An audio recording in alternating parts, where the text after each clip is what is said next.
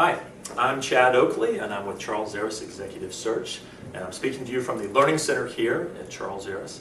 Today, we're going to be talking about a question that I have received countless times during my 11 years as a recruiter of strategy talent.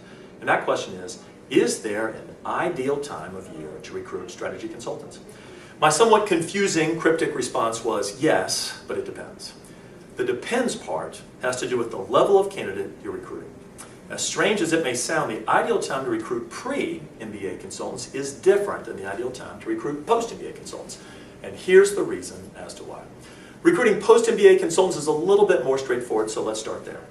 It all boils down to the consultant's year-end bonus.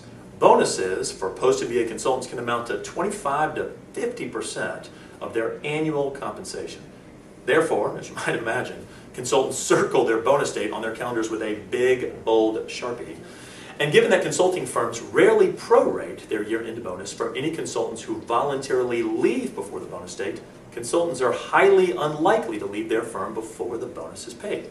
So if you're going to recruit post-MBA strategy consultants, you need to know when they're going to receive their bonus and plan for a start date at your company to fall after that bonus is paid. With that in mind, let's talk about bonus dates. Most firms, including the big three of Bain & Company, Boston Consulting Group, and McKinsey & Company, pay bonuses each December.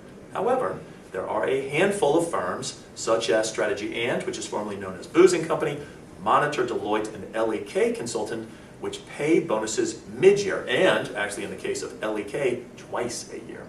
So with a few exceptions, you should expect that most post-MBA strategy candidates are going to receive a large bonus every fourth quarter. The implication for you? Strive to avoid starting a recruiting campaign on July 1st. If you fail to do so, the vast majority of candidates will tell you something to the effect of, I can't imagine starting in a new job until after I receive my bonus, so call me in November and we can talk about a start date in January. Does this mean that it's impossible to successfully recruit post-MBA strategy consultants to start at your company in the second half of the year? Most definitely not. In most cases, however, the recruiting company finds itself paying a hefty sign-on bonus to help offset the sizable bonus the consultant is likely leaving on the table. To avoid paying such a large sign-on bonus, because frankly you're likely to pay a small one regardless, try to start your post-MBA strategy consulting recruiting projects between the months of October and June. The ideal window for recruiting pre-MBA strategy consulting candidates is a little different than their older post-MBA brethren. Unlike post-MBAs, for pre-MBAs, it's not about their bonuses. It's actually about the day they started work for the consulting firms which employ them. This is a little confusing, so allow me to explain. First off, why is it not about their bonuses? Largely because the pre-MBA candidates don't receive significant bonuses. In fact, some of the best consulting firms don't pay their pre-MBAs any bonuses at all. If you're recruiting pre-MBA candidates who receive a year-end bonus, you can usually offset it with a relatively small sign-on bonus, like $5,000, $10,000 in the year we are today.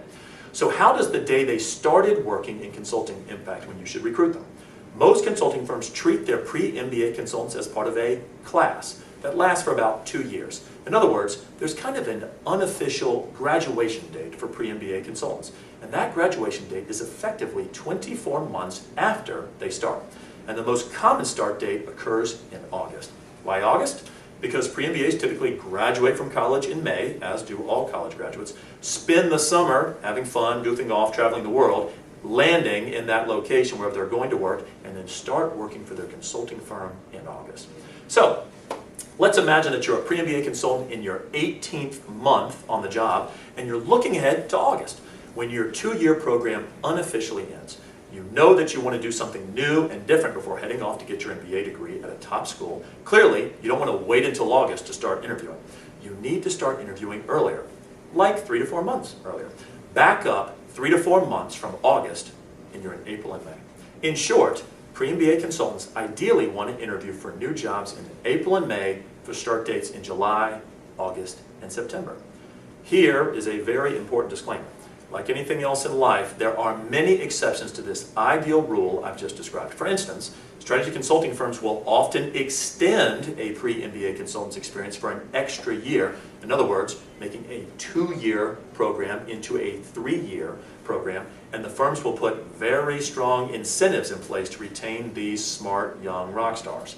In addition, the private equity firms, which like so much to recruit pre-MBAs, are known to start recruiting earlier in the year, in some cases as early as January, which might wipe out the best of the best from contention if you start your recruiting program in May.